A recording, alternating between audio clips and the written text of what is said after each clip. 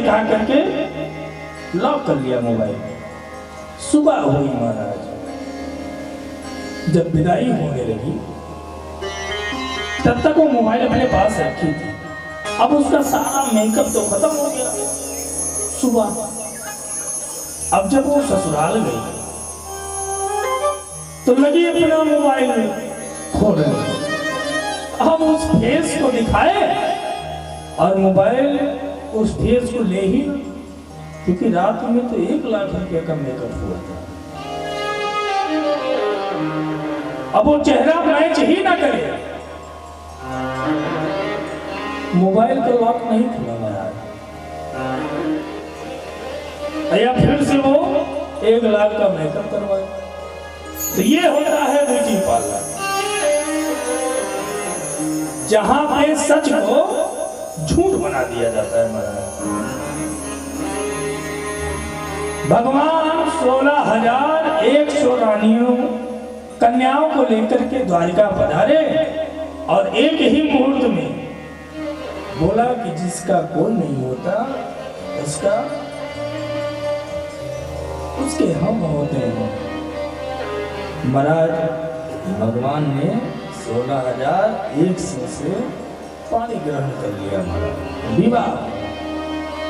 अब भगवान की कितनी पत्नियां? 16,108। भगवान का कितना बड़ा परिवार? तो बोले कि एक एक पत्नी से 10-10 पुत्र हुए महाराज, और एक एक पुत्रियां हुई महाराज। एक 16,108 से 10-10 पुत्र हुए और एक एक पुत्रियां हुई। तो मेरी तो गणित कमजोर है और फिलहाल मैं गणित लगाता भी नहीं हूं। तो गणित जोड़ो कि भगवान के कितने बालक हुए, कितना बड़ा परिवार है। तो बोले महाराज 1,61,080 पुत्र भगवान के हुए। कितने? 1,61,080 पुत्र भगवान के हुए और 16,108 पुत्रियां हुई। भगवान का इतना लंबा चौड़ा परिवार। अब भगवान के बालकों को पढ़ाने के लिए 3 करोड़ गुरुदेव भगवान लगे थे, गुरु थे। 3 करोड़ भगवान का इतना बड़ा परिवार।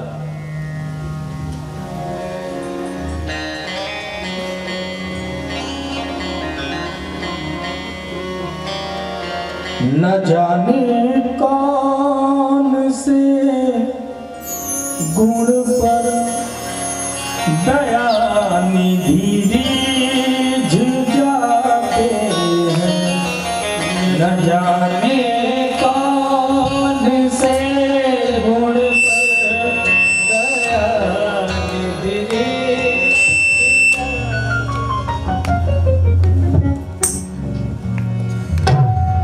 न जाने कौन से गुण दया निधि रिझ जाते। न जाने कौन से गुण पे दया निधि रिझ जाते। न जाने कौन से गुण पर दया निधि रिझ जाते हैं। न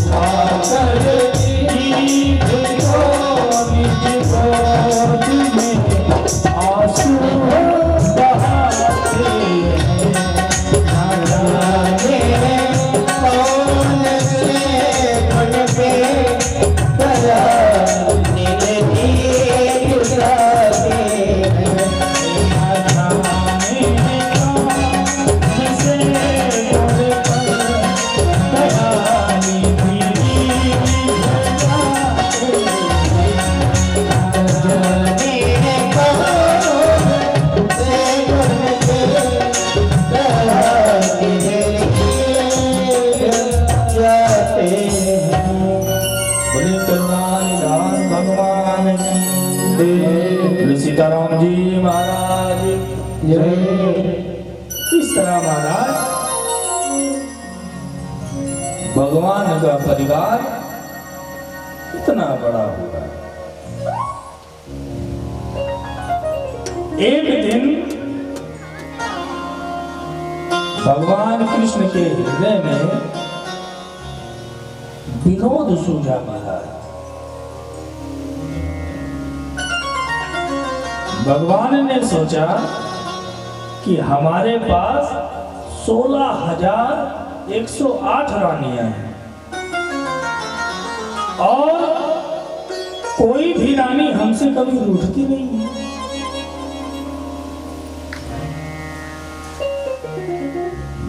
तो भगवान ने क्या किया कि अपने कक्ष में मुंह लटका करके बैठ गए। रुक्मणी मैया आई। रुक्मणी मैया ने कहा कि प्रभु मुंह लटका के काहे बैठे हो? भगवान ने कहा कि रुक्मणी एक बात बताओ, तुमने हम में ऐसा क्या देखा जो हमसे विवाह कर ले?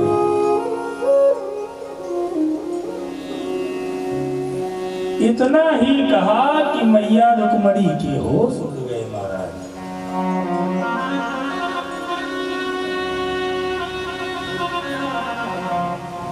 देखिए भगवान मैया से विनोद कर रहे हैं और मैया गंभीर हो गई। भगवान ने कहा ऐसा क्या देखा जो आप हमसे विवाह किए?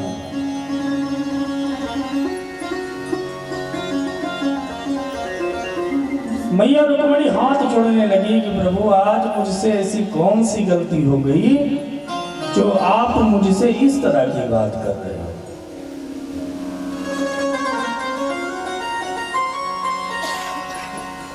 कैसी बात करते हो प्रभु? भगवान ने कहा कि रुक्मणी मैं सच कह रहा हूं, तुमने ऐसा क्या देखा जो हमसे विवाह करने के लिए कर बैठी?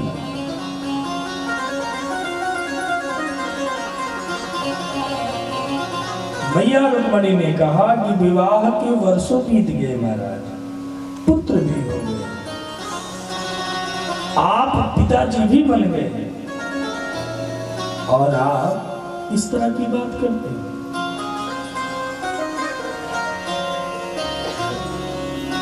जैसे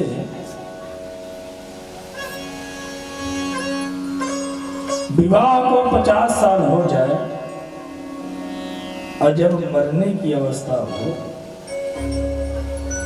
तो पत्नी से पूछा जाए कि तुमने हमने ऐसा क्या देखा जो हमसे विवाह कर लिया, तो कैसा लगेगा महाराज? अच्छा, माताओं का एक विशेष जाना माना डायलॉग है। किसी भी माता से आप पूछो, उनके विवाह के बारे में पूछ लो तो सबसे पहले वो यही कहती हैं कि हमारी किस्मत फूट गई तुमसे विवाह करके।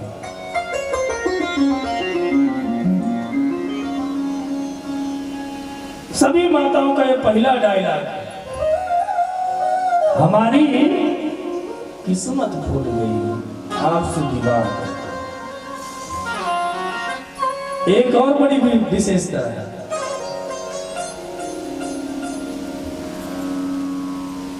बुरा मत मानिएगा, पुरुषों का सही परिचय माताओं के पास रहता है।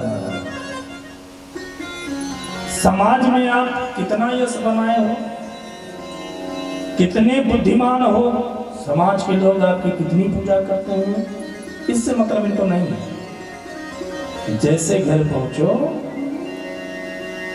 तो ये एक ही बात कहती है कि हम जानी थे कि तू कितना पानी में हो।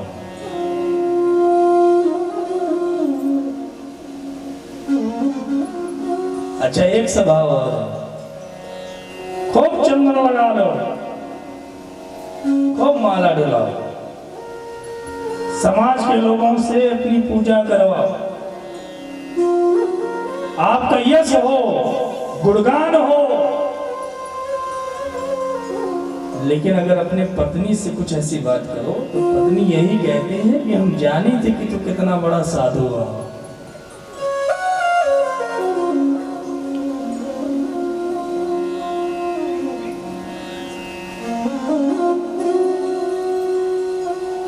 तो मैया रुक्मणी ने कहा ऐसी कौन सी गलती हो गई कि वर्षों बीत गए, आप पिता बन गए, अब पूछ रहे हो कि आपने हम में क्या देखा जो विवाह कर लिया? ना तो हमारे पिता का पता कि हमारे पिता कितने हैं, कोई वसुदेव का पुत्र कहता है तो कोई नंद का पुत्र कहता है, ना तो हमारे पिता का पता ना मेरे खानदान का पता। लोग मुझे ठाकुर भी कहते हैं और लोग मुझे यदुवंशी भी कहते हैं, अहीर भी कहते हैं, अहीर का छोरा।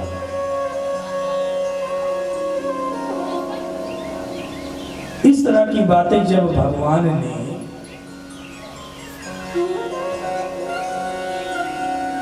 मैया रुक्मणी जी से की तो मैया रुक्मणी इन बातों को सुनकर के मूर्छित हो गई।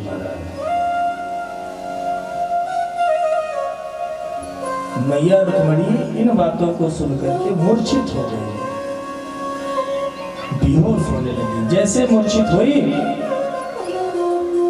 गिरना चाहिए, वैसे चतुर्भुज रूप में भगवान मैया रुक्मणी को थाम लिए और थाम करके एक हाथ से पंखा करने लगे और एक हाथ से मैया के मुखमंडल पर जल का छिड़काव करने लगे। मैया को होश आया। मैया से भगवान कहते हैं कि रुक्मणी मैं तो विनोद कर रहा था, मैं तो मजाक कर रहा था।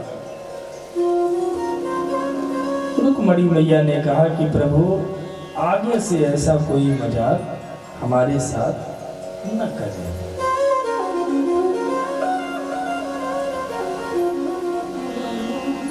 भगवान कृष्ण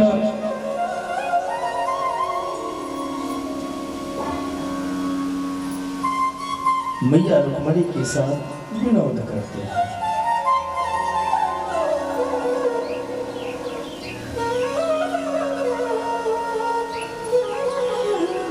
प्रद्युम्न जी के पुत्र हुए अनिरुद्ध जी महाराज।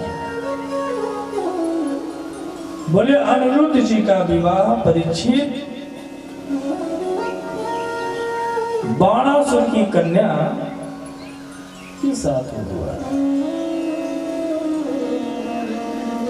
जिसमें स्वयं ही भगवान शंकर को द्वारिकाधीश से युद्ध करना पड़ा।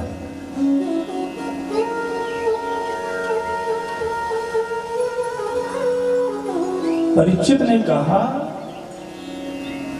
कि ये ऐसा क्या हो गया कि भगवान शिव को भगवान द्वारिकाधीश से युद्ध करना पड़ा।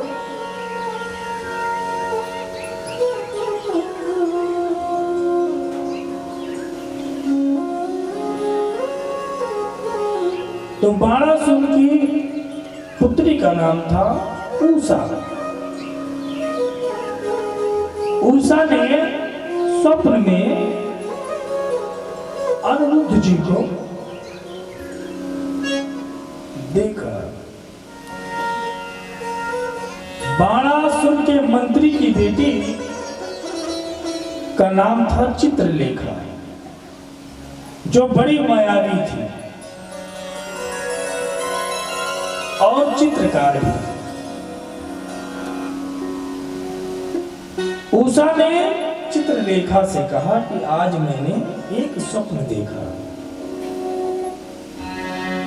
कि एक पुरुष मेरे साथ विवाह किया चित्रलेखा ने कहा कि आप चिंता ना करो,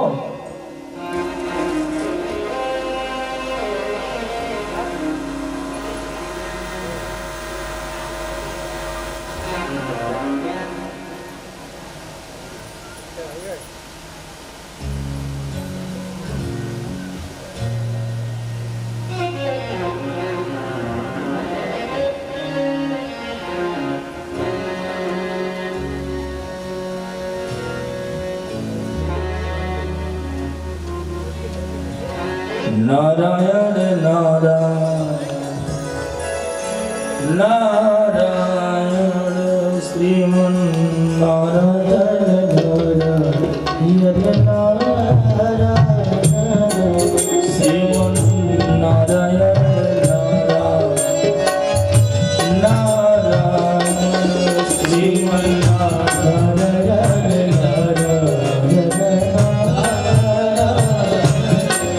लक्ष्मी नारायण नारायण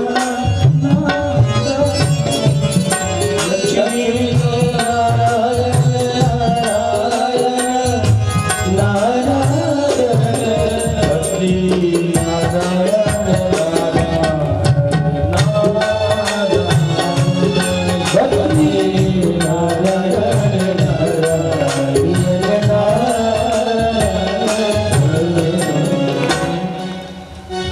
तो चित्रलेखा ने उषा से कहा कि आप चिंता ना करो।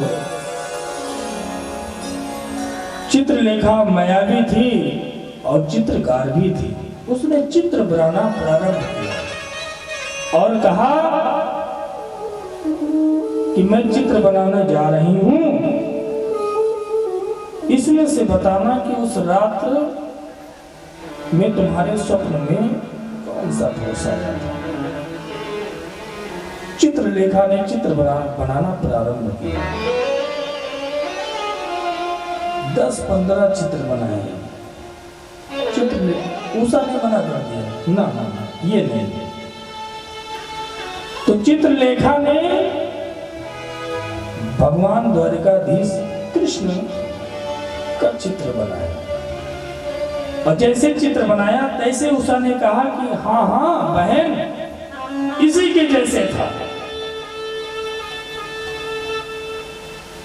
फिर चित्रलेखा ने प्रद्युम्न जी का चित्र बनाया। उषा ने कहा बहन पहुंचने ही वाली है, ऐसे ही था। थोड़ा तुरंत चित्रलेखा ने अनिरुद्ध जी का चित्र बनाया।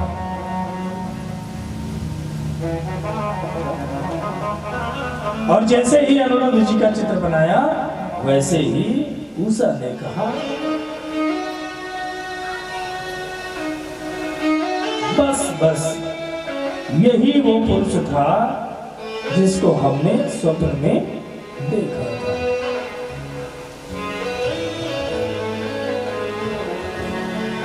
उषा ने चित्रलेखा से कहा कि हमें ये पुरुष चाहिए। चित्रलेखा ने कहा कि ये तो द्वारकाधीश के पौत्र हैं।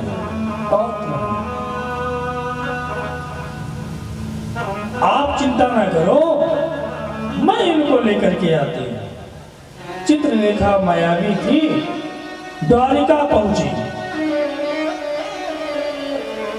और द्वारिका पहुंच करके महाराज अनिरुद्ध जी अपने कक्ष में सो रहे थे, शयन कर रहे थे। अनिरुद्ध जी शयन कर रहे थे महाराज और चित्रलेखा खाट सहित अनिरुद्ध जी को अपनी माया से उठा लाया।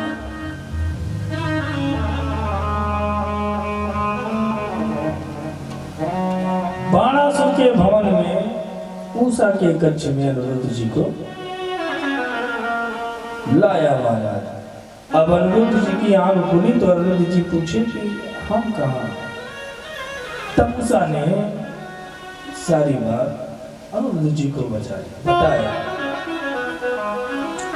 दोनों एक दूसरे को पसंद करने लगे। एक दिन अपने कक्ष में उषा जी और अनिरुद्ध जी बात कर रहे थे।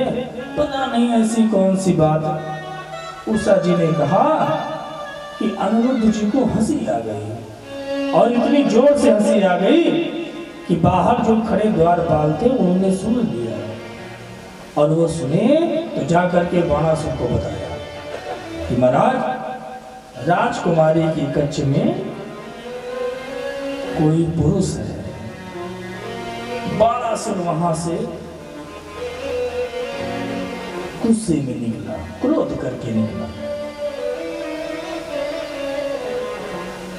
और आया।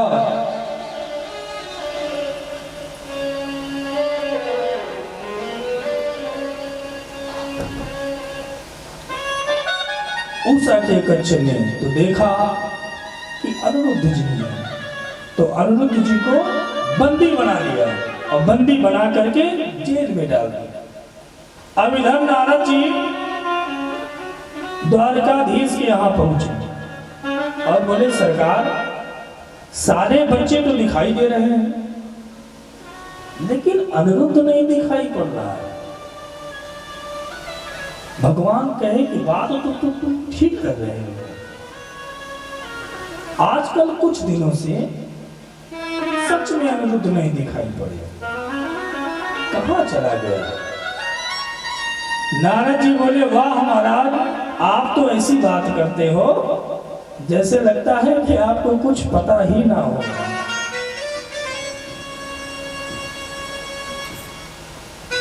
आप तो खुद ही अंतर्यामी हो और आपको नहीं पता कि अनिरुद्ध कहाँ है। सो नारद जी ने भगवान को सारी बात बताई कि बाणासुर के बंदी गृह में बंद है अनिरुद्ध जी महाराज।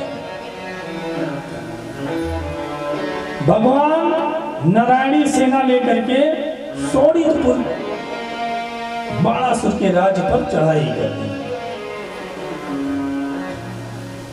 भगवान को आता देख बाणासुर शिव भक्त था, भगवान शंकर के पास गया।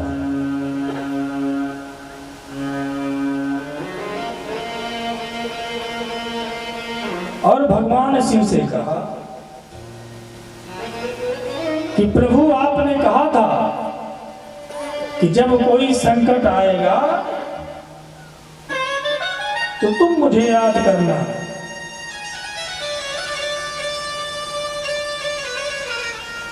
मैं तुम्हारी रक्षा करूंगा। भगवान शिव ने कहा कि चिंता न करो, मैं वचन देता हूं कि मैं तुम्हारी रक्षा करूंगा। अब देखिए महाराज, बाणासुर के महल के मुख्य द्वार पर भगवान भोलेनाथ पहरा दे रहे हैं त्रिशूल लेकर के। और बाणासुर से कहा कि तू जा विश्राम कर, चिंता ना कर, मैं स्वयं यहां खड़ा हूं। भगवान द्वारिकाधीश जब शोणितपुर पहुंचे और जैसे पहुंचे तो उन्होंने भोले बाबा को देखा। अब भोले बाबा को देख करके नमस्कार किया और कहा, कहां? अरे भोलेनाथ, कैलाश छोड़ करके यहां कहां? भगवान बोले, ये बाणासुर हमारा भक्त है, हमने इसको वचन दिया है कि हम तुम्हारी रक्षा करेंगे। भोले बाबा ने पूछा भगवान कृष्ण से कि आप कहां? तो भगवान कृष्ण ने कहा कि ये बाणासुर हमारे पौत्र अनिरुद्ध को बंदी बना लिया है महाराज। मैं उसी को छुड़वाने आया हूं।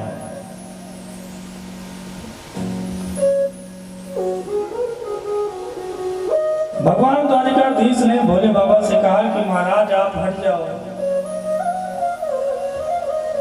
हम बिना दंड दिए जाएंगे नहीं। भोलेनाथ ने कहा प्रभु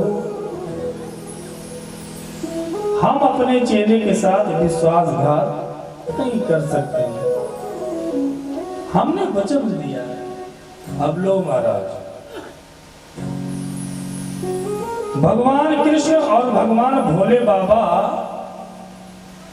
दोनों में युद्ध होना प्रारंभ हो गया।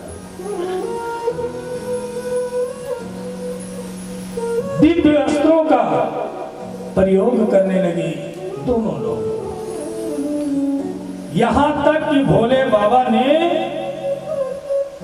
अपना अमोघ पशु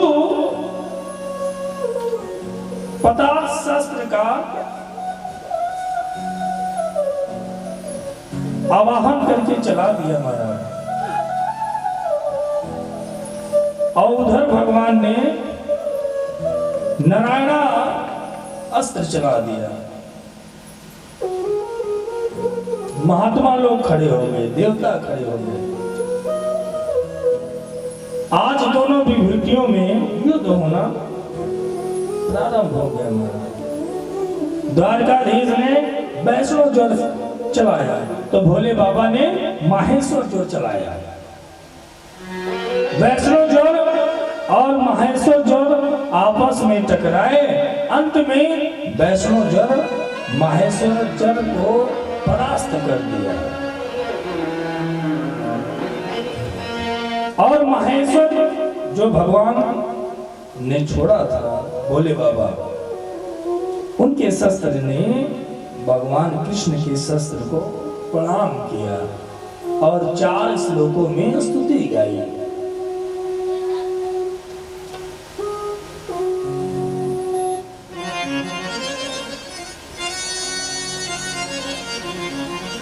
भगवान भोले बाबा ने कहा भगवान से कि प्रभु ऐसा कोई अस्त्र चलाओ जिससे हम मूर्छित हो जाए।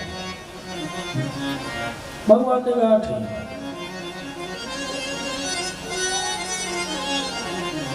भगवान ने जिम्बड़ा शस्त्र चलाया है। कौन सा? जिम्बड़ा शस्त्र, जो भोले बाबा को मोहित कर दिया। और मोहित करने के बाद भोले बाबा को जमुआई आना प्रारंभ हुआ और जमुआई आई और भोले बाबा पृथ्वी पर गिरे और सो गए। अब 1200 दौड़ा दौड़ा आया, भोले बाबा को जगाए, भोलेनाथ उठो। भोले बाबा तो मस्त है, नहीं उठे। भगवान कृष्ण द्वारकाधीश को क्रोध आया और सुदर्शन को आदेश दिया, बाणासुर के 1000 हाथों को सुदर्शन ने काट डाला महाराज। बाणासुर के पास 1000 हाथ थे।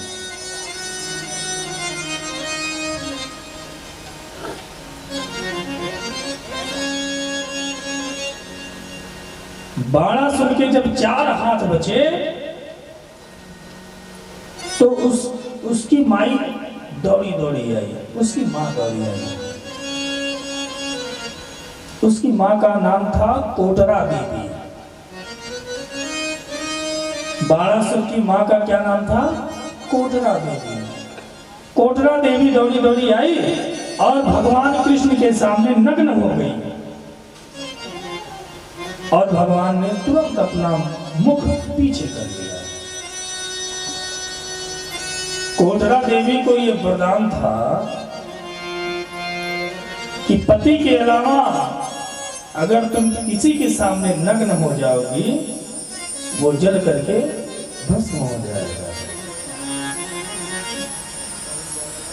और जैसे ही भगवान के सामने नग्न हुई, भगवान मुख पीछे कर लिए। भोले बाबा ने बाणासुर को समझाया कि बाणासुर जाकर के क्षमा मांग, दयालु हैं, करुणा के सागर हैं, तुझे क्षमा कर देंगे। बाणासुर आया, भगवान की स्तुति की, क्षमा मांगी, भगवान ने उसे क्षमा किया और अनिरुद्ध को बंदी गृह से छुड़वाए और अनिरुद्ध और उषा को लेकर के भगवान द्वारकाधीश द्वारका पधारे।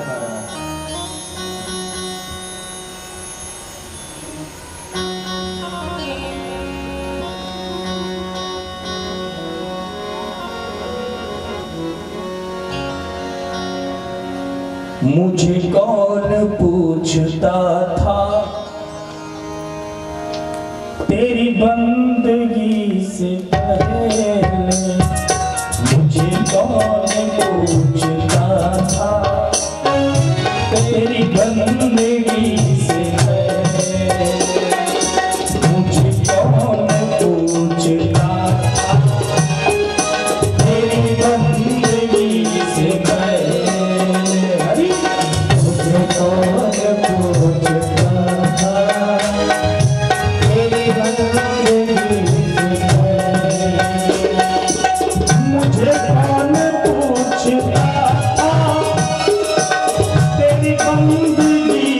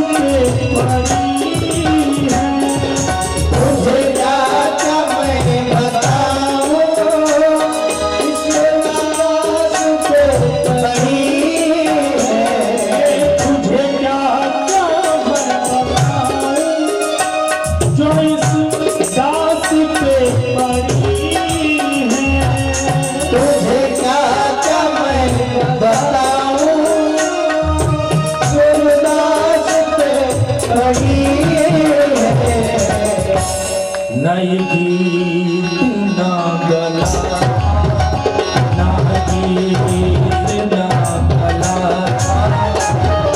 तेरी बंदगी गीत ना गला, तेरी बंदगी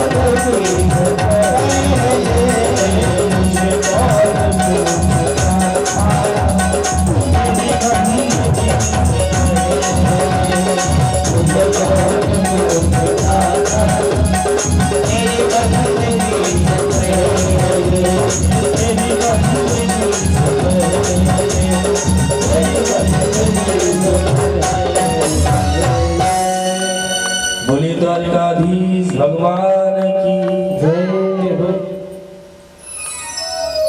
भगवान अनिरुद्ध और उषा को लेकर के द्वारका पधारे महाराज। साधक कहता है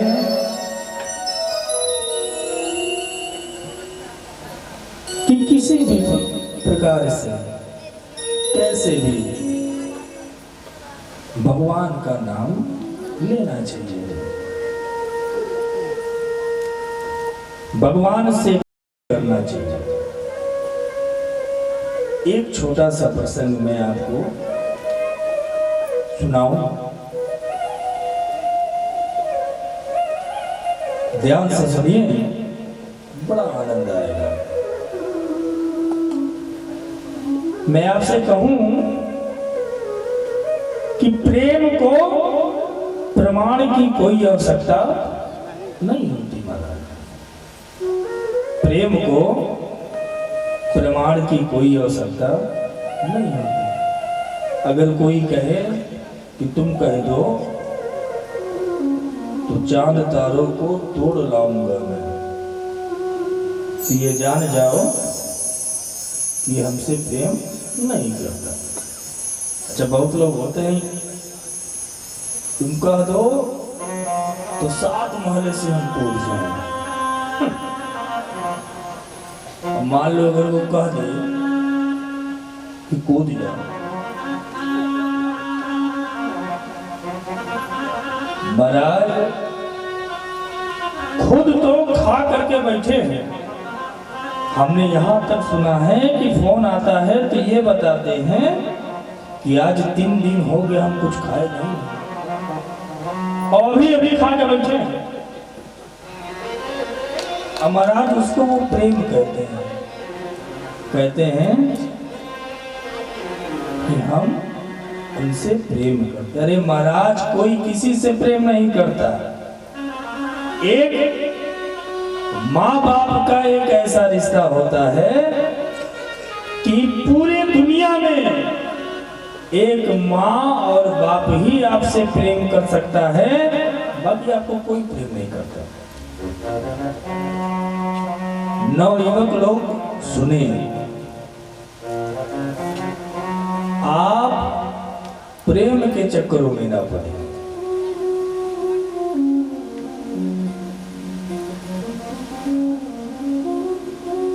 समाज में इतना ज्यादा, अच्छा ये सब पूरा मोबाइले करवा रहा है, इतना झूठ बुलवाता है, इतना झूठ बुलवाता है कि है नंसा। अब फोन आ गया, पूछो महाराज कहाँ हो? इस समय भैया गर्मी का मौसम है, नैनीताल में बर्फ के साथ खेल रहे हैं। और कहाँ है? नंसा में है। झूठ का एक उपक्रम निकल गया महाराज। 3 काल होते हैं, भूत का, भविष्य का और वर्तमान का। एक काल ऐसा है जिससे हमको भी बड़ा डर लगता है। इन तीनों से तो डर नहीं लगता। वो कौन सा काल है? Miss call. कहीं भी बैठे रहो, मिस काल आ जाता। तो प्रेम को प्रमाण की कोई आवश्यकता नहीं होती महाराज। प्रेम अपने आप में ही प्रमाण है, परिपूर्ण है।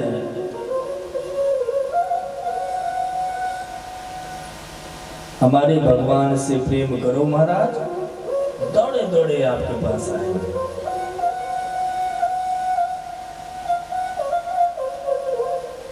एक प्रसंग मैं आपको सुनाऊं कि एक बार जब शिशुपाल भगवान कृष्ण को लगा गाली देने, अनाप शनाप बोलने लगा, तो भगवान ने शिशुपाल से कहा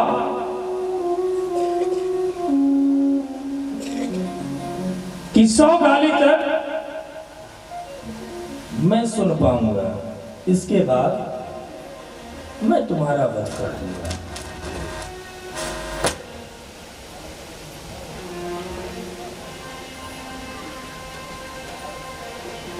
शिशुपाल भगवान को गाली देता रहा और भगवान मुस्कुराते रहे।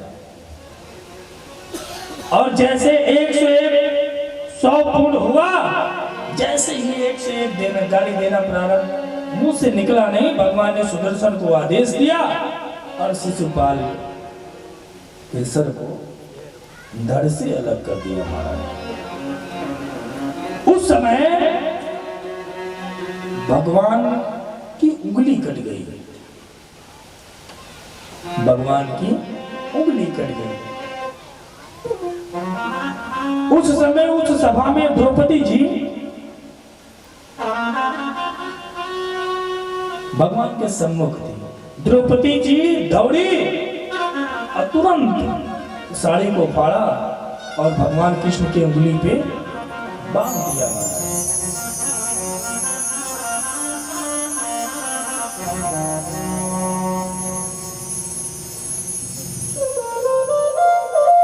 भगवान कृष्ण की उंगली पर द्रौपदी जी ने अपने साड़ी को फाड़ करके बांध दिया। एक बात मैं आपसे कहूं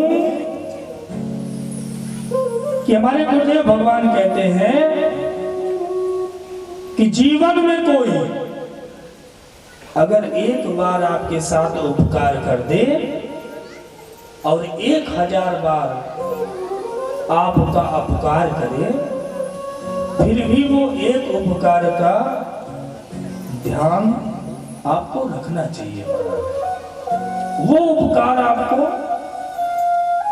हमेशा याद रखना चाहिए, भूलना नहीं चाहिए।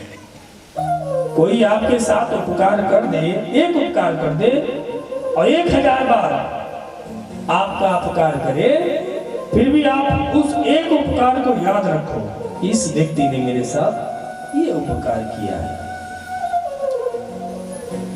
भगवान कृष्ण रोज उस उंगली को देखते हैं और कहते हैं कि बहन, तेरा उपकार मेरे ऊपर बना है, तेरा कर्जा मेरे ऊपर बना है। दुशासन बीच सभा में द्रौपदी जी का लगा चीर हरण करना, साड़ी को खींचना प्रारंभ किया। पहले तो द्रौपदी जी साड़ी को पकड़ी थी कि मैं बचा लूंगी, मैं सक्षम हूं, मैं बचा लेंगी।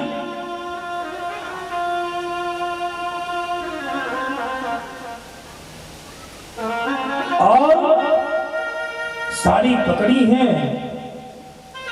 और द्रौपदी जी दुशासन से कह भी रही हैं,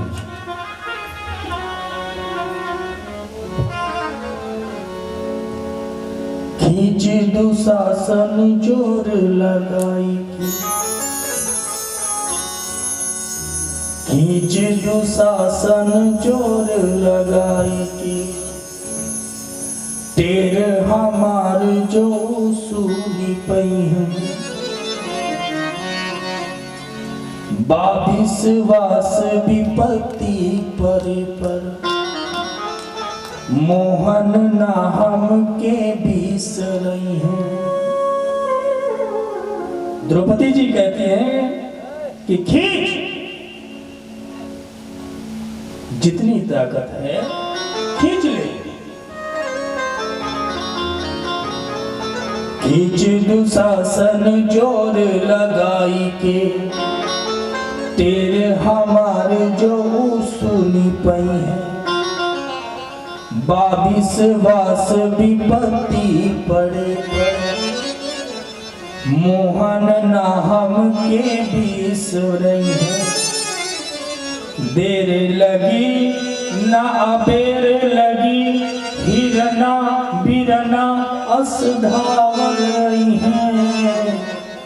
अब भौजी के गोद में हुई है तब, मोर तेरे सुने फिर न रह पई है।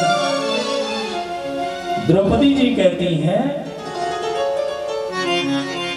कि देर लग सकता है,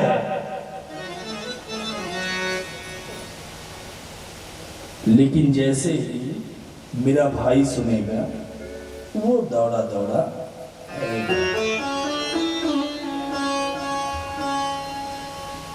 माताओं को अपने भाई से बड़ा स्नेह होता है। इनको ये विश्वास रहता है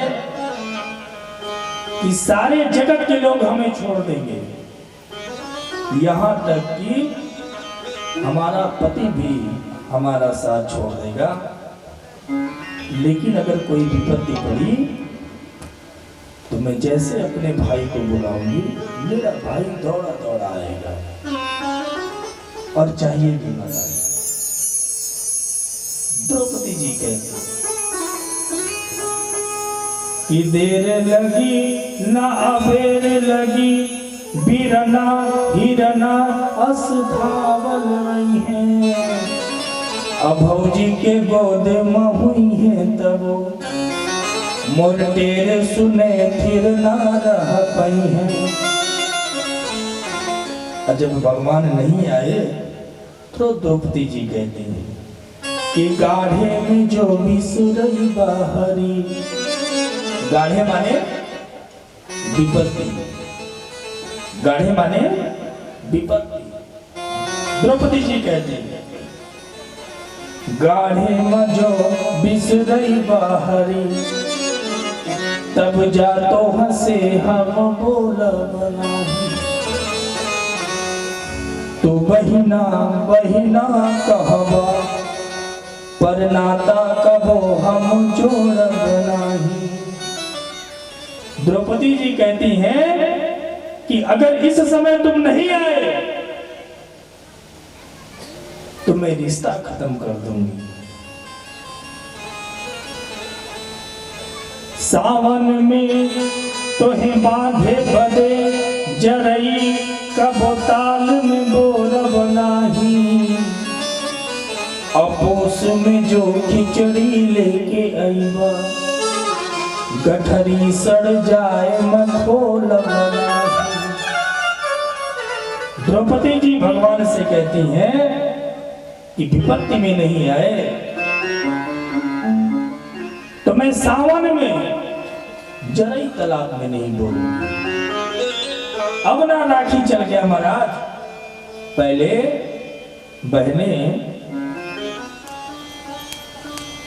सावन में ही एक होता है वृक्ष जैसा, उसको ताल में घोटती थी और उसी का रेशा निकाल करके भाई के कलाई पे बांधती थी। वही द्रौपदी जी कहती हैं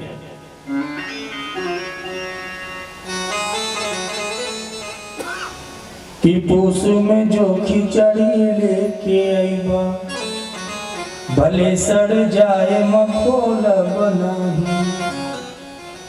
तो क्या देखा कि आगे से चीर बढ़े नभ में, ओकरे पीछवा दौड़े ले मुरारी। द्रौपदी जी ने देखा कि आकाश में आगे आगे चीर चल रहा है। चीर माने साड़ी। और उसके पीछे भगवान चल रहे हैं, भगवान दौड़ रहे हैं। आगे से चीड़ उड़े नभ में, ओकरी पीछवा दौड़े ले मुरारी। आज कन्हैया भगे इतना, उनके न छुपावले उरगारी। आज भगवान इतनी तेज से बढ़े, इतनी तेज से दौड़े कि गरुड़ महाराज भी भगवान के वेग को नहीं पा रहे महाराज। कहा जाता है कि गरुड़ का इतना वेग है कि गरुड़ महाराज मन से भी ज्यादा तेज दौड़ने वाले हैं। अभी आप यहाँ बैठे हैं और आपका मन तड़ाक से दिल्ली चला गया। जितनी देर आप के मन को जाने में नहीं लगा, उतने कम समय में गरुड़ जी महाराज वहां पहुंच जाएंगे। लेकिन आज भगवान ने गरुड़ को आदेश नहीं दिया। आगे आगे साड़ी चल रहा है, पीछे से भगवान चल रहे हैं और इसके पीछे गरुड़ महाराज चल रहे हैं। तीन विमान उड़े अब में, अगवा के बढ़े यही होड़ लगारी। आई सभा में आकाश से कान्हा, बढ़ावन लागे हैं छोर से साड़ी। भगवान कृष्ण आकर के और साड़ी को बढ़ाना प्रारंभ किया। साड़ी घटे ना तब बोला दुर्योधन, दुर्योधन बोला साड़ी घटे ना तब बोला दुर्योधन। खींचे दुशासन जोर लगाई दे। दुर्योधन ने कहा कि जोर लगा के खींचो। सुन के द्रौपदी हंसी बोली, अब तो भी जोर लगा सहजादे। द्रौपदी जी ने कहा कि ये खींच रहा है, जोर नहीं लगा पा रहा तो तू भी जोर लगा ले। दुर्योधन से द्रौपदी जी ने कहा।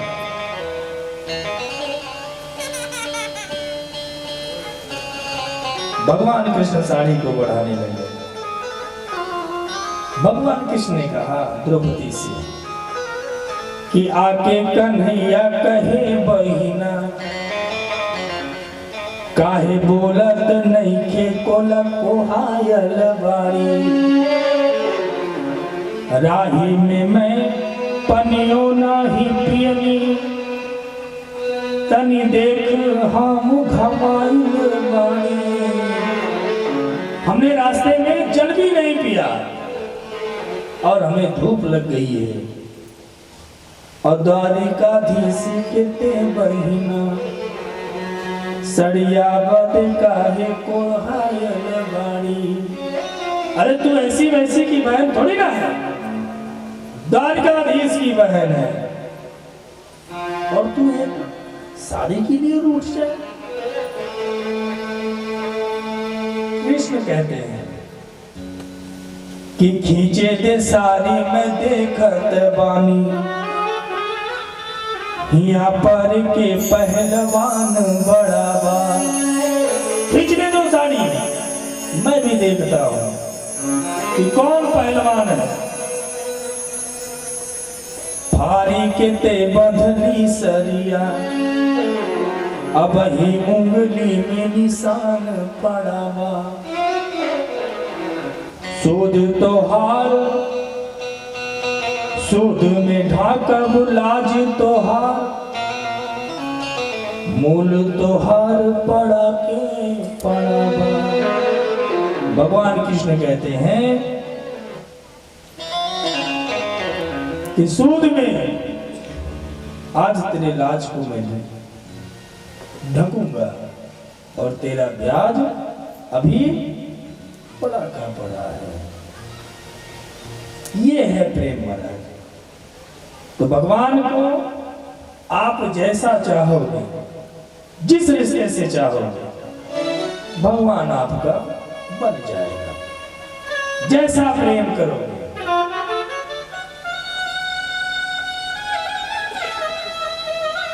महाराज सदन कसाई तो भगवान को बटखरा बना करके रखा था और उसी से मांस तौलता था शालिग्राम जी को। तो जैसा भगवान को चाहेंगे, भगवान वैसा ही बन जाएगा। जिस तरह आप प्रेम करेंगे, भगवान वैसा ही आपसे प्रीति।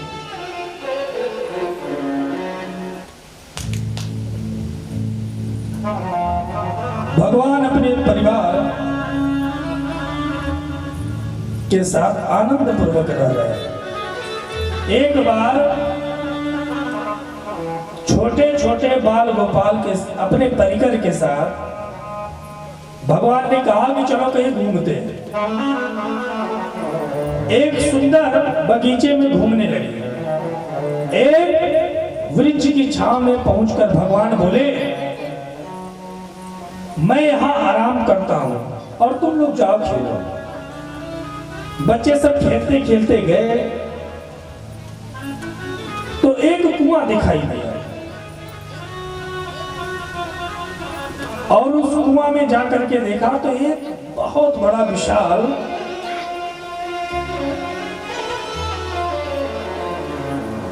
गिरगिट पड़ा है महाराज। सारे बच्चों ने आके भगवान से कहा कि दादाजी, बाबा जी, कुएं में एक गिरगिट गिरा है। भगवान आए और उस कुएं में जब गिरगिट को देखा तो बड़ा विशाल का गिरगिट था। भगवान ने पूछा, तुम कौन हो? तब उसने कहा कि प्रभु, मैं पूर्व जन्म में राजा नृग के नाम से प्रसिद्ध था। कौन से राजा? राजा नृग के नाम से मैं प्रसिद्ध था। और महाराज, जब आप दानियों की लिस्ट में मेरा नाम खोजेंगे तो सबसे पहला मेरा ही नाम आया। मैं इतना दान करता था। भगवान हंसने लगे। भगवान ने कहा कि इतना दान करते थे तो तुम गिरगिट बन गए? और जब इतना दान करते थे तो तुम गिरगिट कैसे बने? तब राजा ने सारी बात बताई। राजा ने कहा कि महाराज,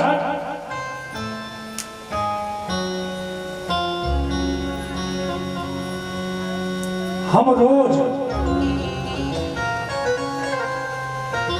गाय को दान करते थे। पृथ्वी के बालू के कण को कोई गिन सकता है, आकाश के तारों को कोई गिन सकता है, लेकिन हमने इतना गौ का दान दिया है कि कोई गिन नहीं सकता। महाराज, भगवान ने कहा, रे? उसने कहा, महाराज, मैं सुंदर सुंदर गायों का दान करता था। और ऐसे नहीं महाराज, जो दूध देने वाली गाय होती थी, कपिला गाय, सवत्सा गाय, ऐसे गायों का मैं दान करता था। और ऐसे नहीं महाराज, सींग में चांदी मड़वाता था और खुर में सोना मड़वाता था। मिड़वा करके तब ब्राह्मण को दान देता था। और आजकल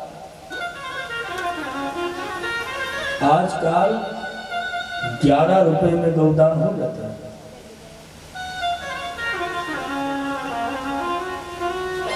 अब ना गाय फ्रात हो गई, पहले लोग दान भी कर